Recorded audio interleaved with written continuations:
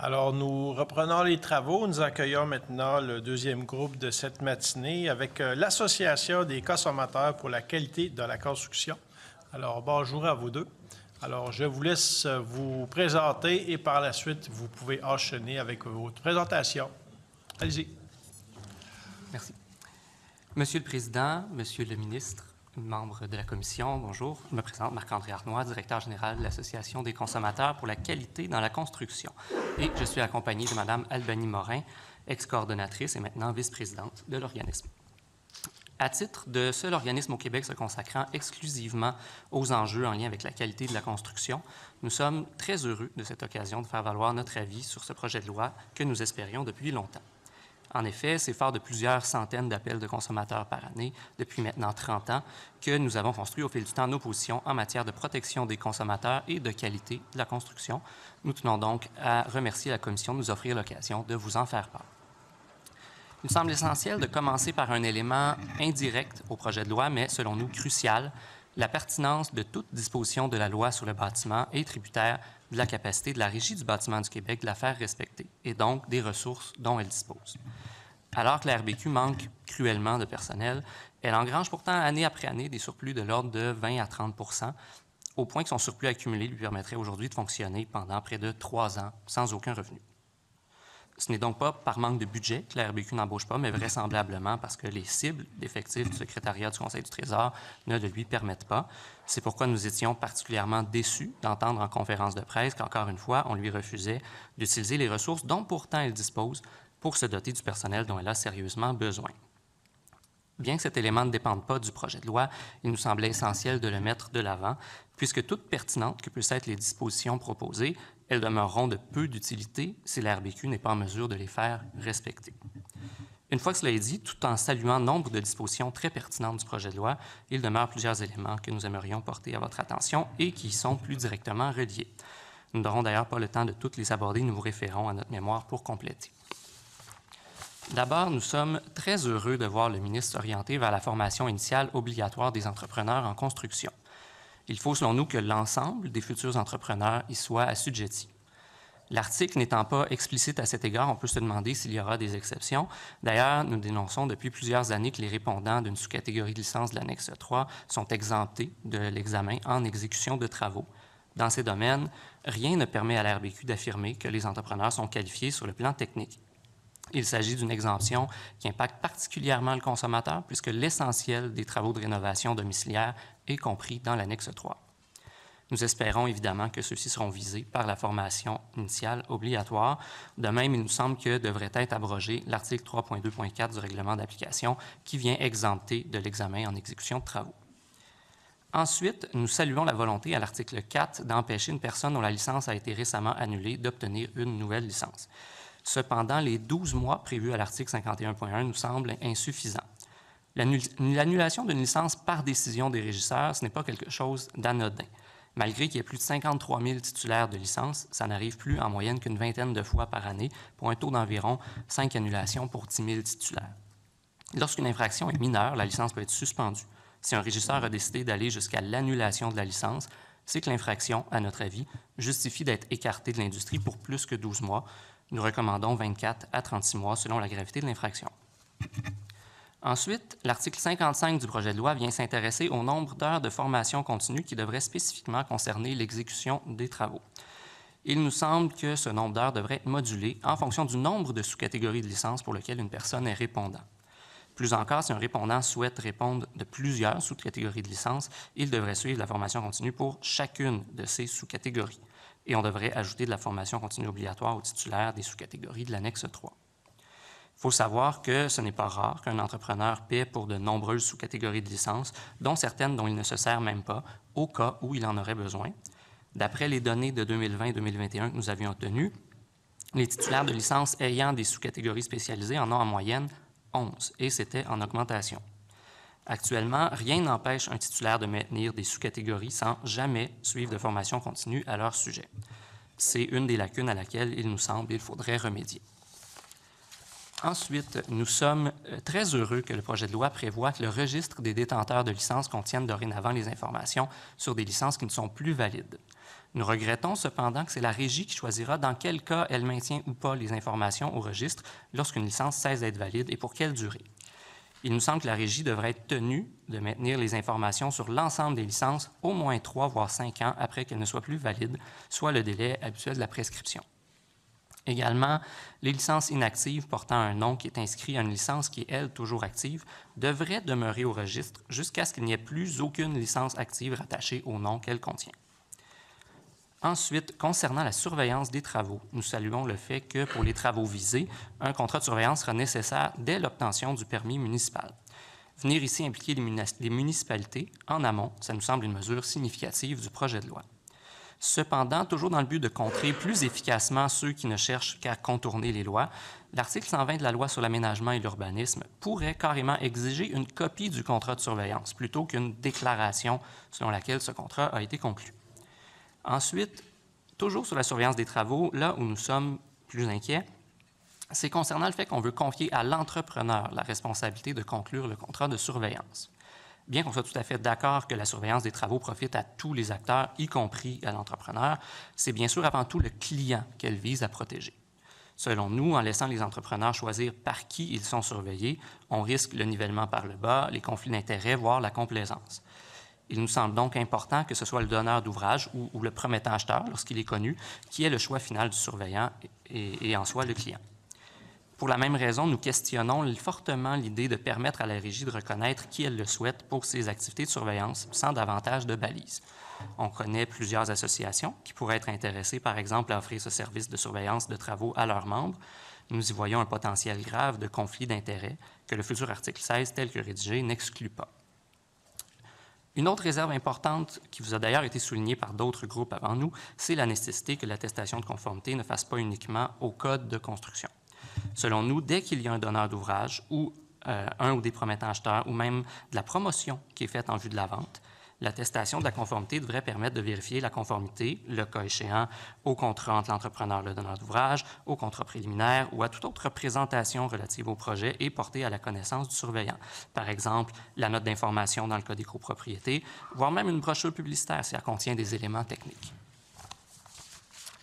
Ensuite, un grand absent du projet de loi, si l'on veut améliorer la protection des acheteurs d'habitations neuves, selon nous, c'est évidemment l'élargissement du plan de garantie public.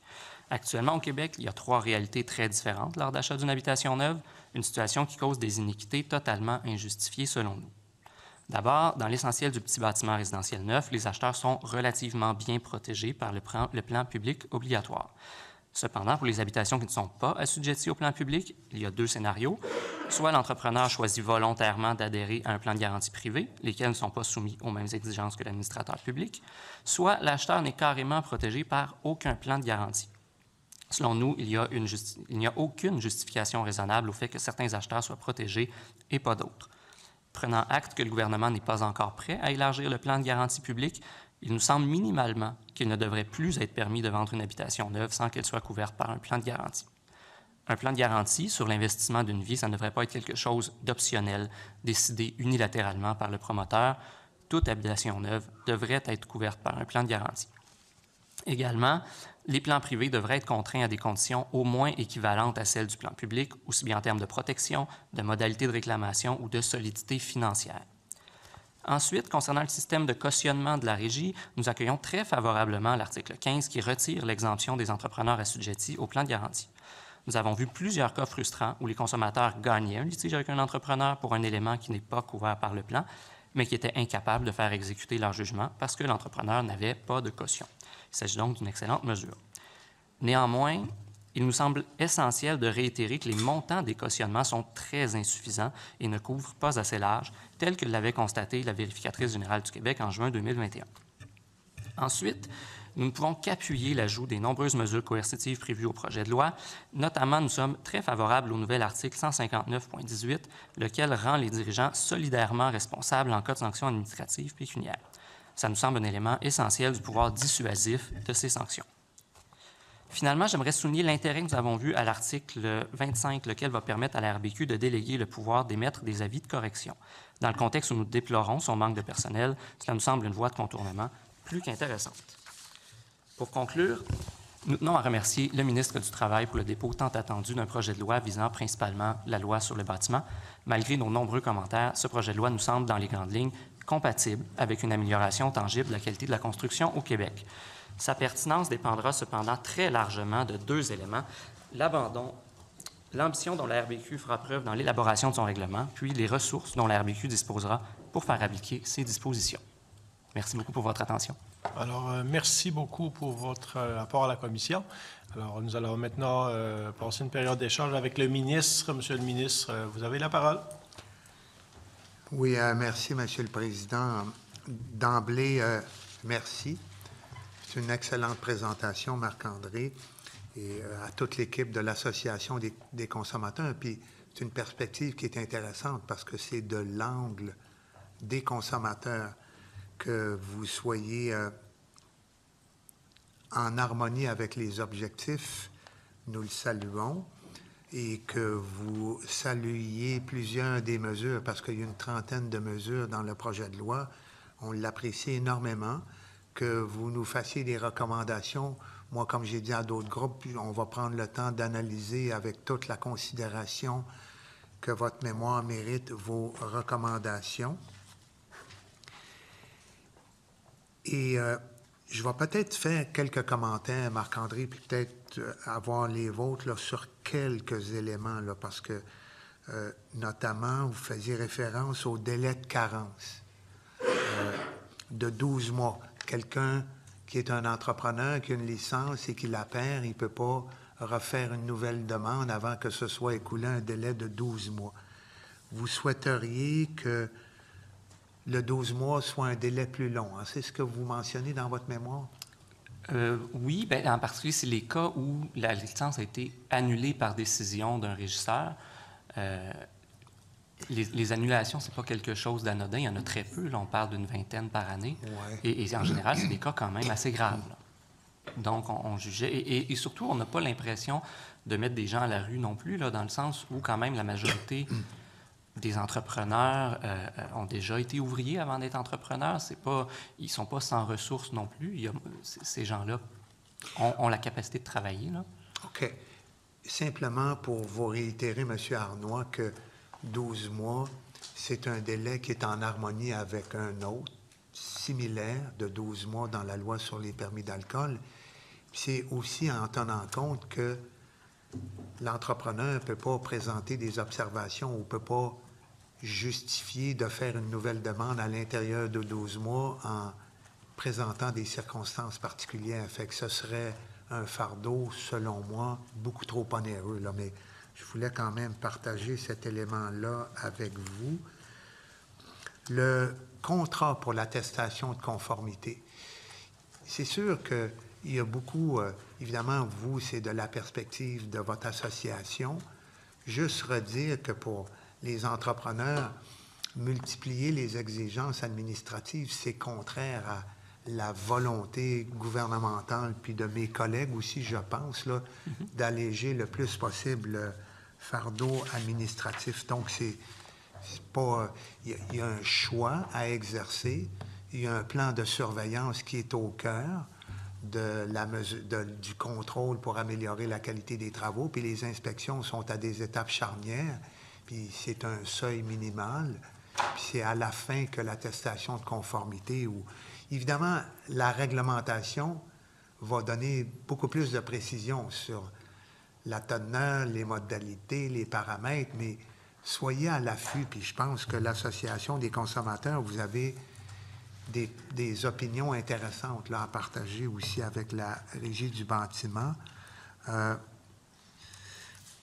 Bon, la rénovation, je pense que vous faisiez référence aux travaux de rénovation. Bon, vous savez que la rénovation fait partie des 10 domaines qui sont couverts par la loi sur le bâtiment. Puis, certainement que ce qui pourra être envisagé, c'est que les travaux de rénovation majeure soient soumis au même type d'obligation. Là, je pense qu'on s'entend là-dessus. Là. Puis, je ne sais pas si vous avez entendu les ailes de la construction hier parler d'exemples de cas Malheureusement, non. De malfaçon. OK. Puis le donneur d'ouvrage, bien ça, c'est un point constant. Je veux juste vous redire que le constructeur propriétaire il est défini comme la personne qui, pour son propre compte, exécute ou fait exécuter des travaux de construction. Le donneur d'ouvrage, s'il n'est pas détenteur de licence, et aussi le client sont visés par cette définition-là. Puis l'entrepreneur, c'est la personne qui exécute ou fait exécuter. Donc, ultimement, le bénéficiaire. Mais comme vous m'avez entendu le redire souvent, on va s'assurer que ce soit suffisamment précis. Il y avait un autre point là, qui me préoccupait, là, le conseil d'administration de la Régie du bâtiment. Oui, c'était un peu un à côté, vu tant qu'à ouvrir la loi sur le bâtiment. Il est déjà prévu dans la composition du conseil d'administration de la RBQ qu'il y a 3 représentants des utilisateurs des bâtiments. Historiquement, ça a souvent été interprété comme étant les consommateurs également, puisqu'on utilise les services des entrepreneurs licenciés. Or, ça fait très longtemps qu'il n'y a pas eu de représentants des consommateurs au CA de la RBQ. En général, on va favoriser les utilisateurs de bâtiments, notamment, et c'est des enjeux qui sont importants aussi, on le nie pas. Là. Il y a des gens qui ont été très intéressés, par exemple, par l'accessibilité universelle, qui est un enjeu très important. Néanmoins, ça fait très longtemps que les consommateurs n'ont pas été au CA de la RBQ et eux aussi ont des enjeux importants à faire valoir. Et ça vaudrait peut-être la peine de le formaliser dans la loi, ce groupe-là. OK. Moi, je trouve ça intéressant. En même temps, vous savez que la Régie est concernée par la loi sur la gouvernance des sociétés d'État. Puis il y a des candidatures qui sont sollicitées. Puis il n'y a rien qui empêche l'association des consommateurs pour la qualité de la construction de soumettre des candidatures. Je pense que tout le monde peut postuler. Puis le processus de sélection se fait en utilisant des critères objectifs. Et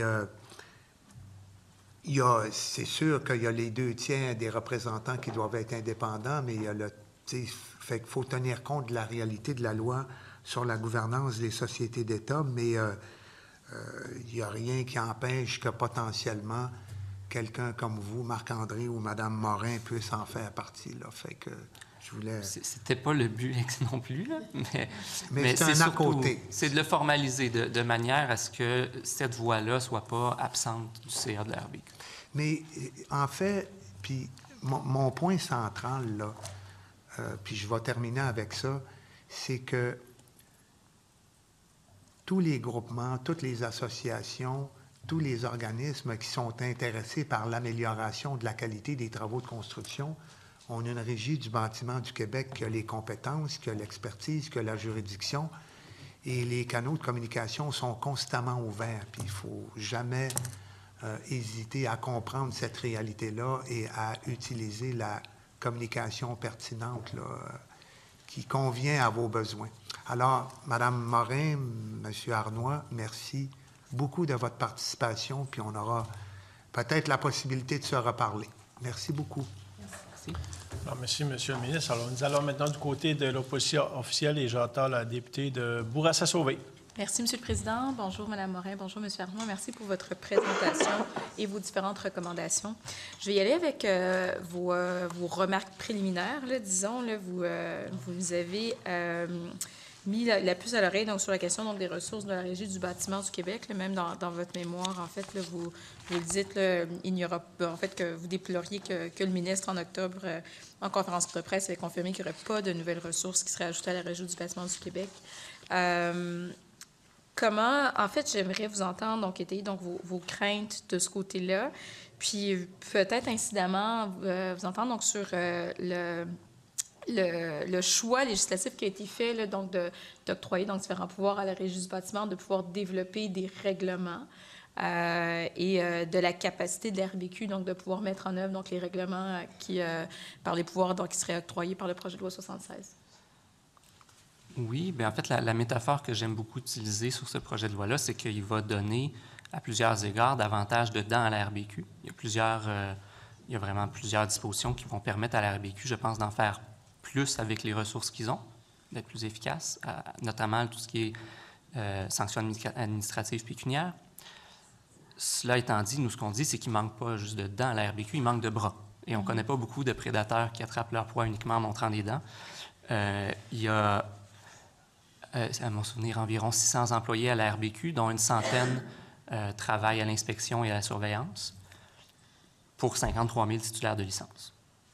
Donc, c'est évident pour nous que ça ne peut pas suffire à la tâche. Ce n'est pas parce qu'ils ne sont pas compétents, c'est parce qu'ils ne sont pas assez nombreux.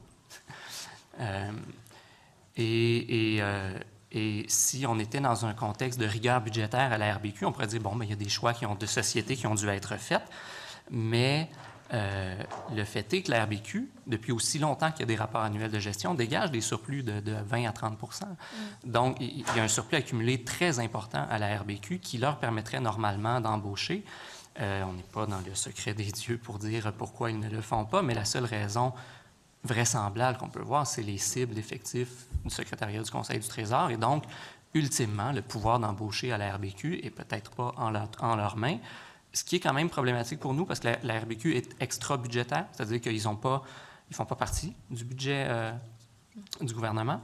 Donc, on peut difficilement, selon nous, donner de l'imputabilité à un dirigeant tout en lui gardant les mains liées. S'ils sont extra-budgétaires, ils devraient avoir le pouvoir de dépenser cet argent-là.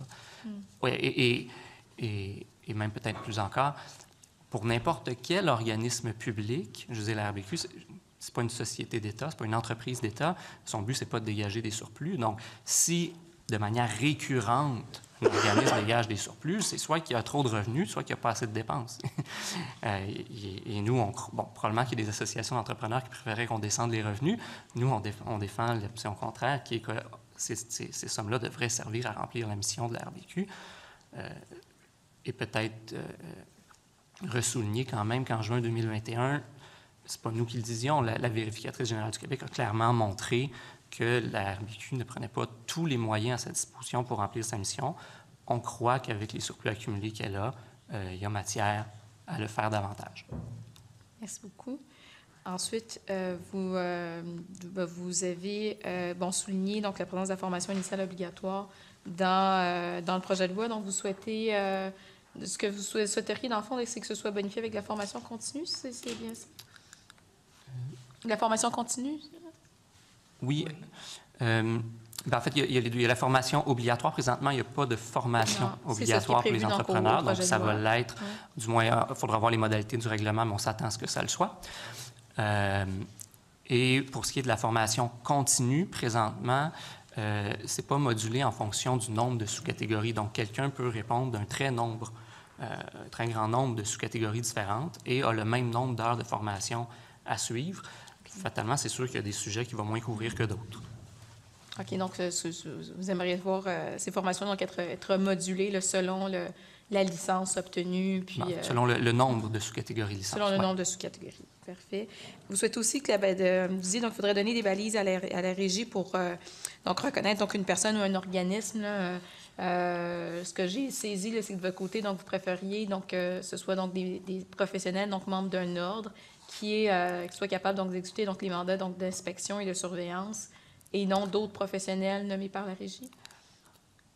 En fait, non, c'est des professionnels, a priori, c'est pas tant un problème. D'autres personnes ou organismes, autres personnes ou organismes. En fait, c'est surtout que l'indépendance du surveillant est, selon nous, fondamentale à partir du moment où il y a un rapport, où l'entrepreneur engage le surveillant.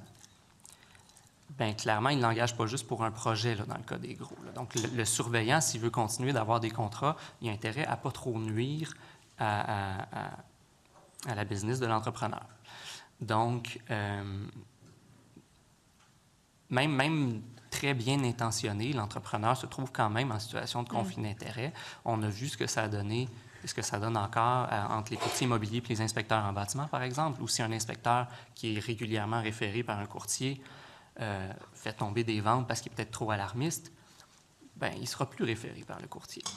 Donc, on voudrait surtout éviter de reproduire ce système-là dans la surveillance des travaux où un surveillant n'a pas intérêt à être trop rigoureux s'il veut continuer d'être engagé. D'accord.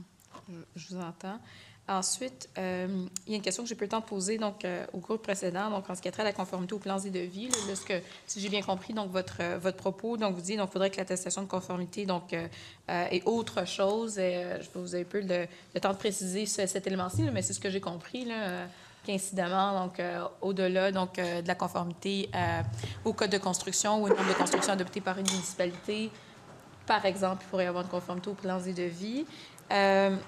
Le ministre donc, avait posé donc, une question au groupe précédent donc, sur qu'est-ce qui arrive quand le plan n'est pas conforme donc, au code de la construction. Bon, vous avez définitivement répondu qu'il y a un professionnel qui est derrière ça. La question que j'ai, c'est qu'est-ce qui arrive s'il y a un conflit d'interprétation entre le professionnel et, par exemple, l'entrepreneur ou le surveillant. Donc, si le surveillant n'est pas donc, la même personne donc, que celui qui a conceptualisé le plan, qu'est-ce qui arrive s'il y a un conflit d'interprétation face à la conformité des plans et devis face aux les codes de construction? C'est une excellente question pour laquelle je n'ai pas forcément l'expertise. Cela étant dit, l'esprit derrière notre commentaire, c'était surtout que le client, puis on comprend la remarque que des fois, le promoteur est un peu son propre client. Là, bon, c'est un cas, mais quand même, le client qui commande des travaux de construction, l'attestation, lui, ce qu'il veut, c'est qu'elle vienne attester que ça a été construit tel que ça a été convenu entre lui et l'entrepreneur. Donc, peu importe que ce soit des plans et devis. Bon, le plan et devis est une terminologie qui est plus dans le grand bâtiment, mais quand même que ça serait dans le petit bâtiment qu'il n'y a pas de plan et devis, je m'attends à ce que le contrat, que la description des travaux prévus au contrat, elle a été respectée. Donc, peu importe le terme qui est utilisé, que ce soit plan et devis ou que ce soit des plans d'autres types de plans, description des travaux, que ce soit, à la rigueur, un document publicitaire annexé au contrat où est-ce que l'entrepreneur m'a garanti que l'isolation qu'il allait avoir dans le mur, ça allait avoir tel code de performance. Il n'y a pas de plan. Il m'a collé ça sur le contrat, que ça allait être ça le degré de performance de mon mur. Bien, il faudrait que l'attestation vienne me confirmer que c'est ça qui a été fait. Donc, après ça, la terminologie exacte, on n'a peut-être pas l'expertise pour dire comment ça doit être libellé, mais l'esprit derrière ça, c'est que le client doit avoir ce qui a été convenu. Parfait. Merci beaucoup. Alors, de toute façon, le temps a été écoulé. Alors, c'est parfait. Alors, nous allons maintenant du côté de la deuxième opposition avec le député de Hochelaga-Maisonneuve. Merci, M. le Président. Bonjour à vous deux. Vous avez évoqué dans votre présentation, si j'ai bien compris, une recommandation de ne pas se contenter de faire passer de 6 à 12 mois la suspension éventuelle d'une licence, mais d'aller beaucoup plus loin. Vous avez évoqué 24, même, j'ai-tu compris, 36 ou 48 mois? 24 ou 36 selon la gravité. On a compris du commentaire du ministre qu'on voulait ouvrir la porte à quelqu'un de pouvoir se justifier, parce qu'il faut avouer que de la façon que l'article est libellé, ça vient fermer totalement la porte à ce que quelqu'un revienne. Il faudrait examiner, je ne sais pas, il y a combien de décisions de la Régie où il y a eu une annulation de licence et où l'entrepreneur avait des raisons légitimes qui venaient l'exempter de dire qu'il n'était peut-être pas 100% responsable de ce qui est là. La perception que nous, on a, c'est qu'une annulation de licence, ce n'est pas anodin. Ça arrive vraiment pas souvent, là, comme on dit, une vingtaine de fois par année pour 53 000 licences. Et que quand on lit les jugements, en général, c'est des infractions assez graves. Donc, on se demandait, est-ce que vraiment 12 mois, c'est assez? Est-ce que vraiment cette personne-là, après 12 mois, la prochaine fois qu'elle va aller chercher une licence, ça va être pour se conformer rubis sur l'ongle à la loi sur le bâtiment? On a des doutes. Parce que le 6 mois actuel, c'est le maximum qu'on peut... Le 6 mois actuel, c'est le maximum. Il n'y a pas de marge d'interprétation qui est laissée à la personne. Je dois avouer que j'ai un doute. En fait, il me semble que le projet de loi vient ajouter un nouvel article. Donc, le actuel, je ne suis pas trop sûr de ce que ça on passe à 12, si j'ai bien compris. Oui. Mais il n'y a pas de marge interprétative qui est laissée à l'arbitre, au juge, de dire oui, on pourrait, selon certaines circonstances... Dans l'article actuel, ce qu'on vient dire, c'est si la personne, un dirigeant, en tout cas, lié à une licence a été annulé dans les 12 mois, la Régie n'a même pas l'autorisation d'examiner sa demande. C'est vrai que peut-être que si on demande 24 à 36 mois, peut-être qu'un compromis pourrait être d'assouplir cet article-là de manière à ce que la durée soit plus longue, mais que la Régie ait une plus grande marge de manœuvre. Peut-être. Il faudrait y réfléchir. OK. Est-ce qu'on en pogne assez des personnes fautives comme ça? Est-ce que... Vous avez plaidé qu'il y ait plus d'inspecteurs.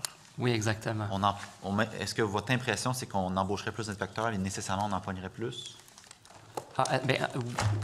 En fait, c'est pas uniquement... On parle beaucoup des inspections, en particulier parce qu'on parle beaucoup de qualité de la construction, mais les entrepreneurs fautifs ne sont pas nécessairement toujours sur la qualité. Des fois, c'est des questions vraiment de probité. Et c'est peut-être davantage d'enquêteurs dont il peut avoir besoin des fois à la RBQ. Surtout s'il y a un solide système de surveillance des travaux, on peut penser que les inspections de la RBQ vont être encore importantes, mais ils vont être moins essentielles à certains égards, mais les enquêteurs, pour vraiment sévir contre ceux qui, pour X raisons, choisissent d'éviter la loi, ça va demeurer, je pense, critique. OK. Merci beaucoup. Merci. Alors, ce qui met fin à cette entrevue avec nous. Alors, merci beaucoup pour votre rapport à la commission. Alors, nous allons suspendre le temps du midi et nous revenons à 14 heures.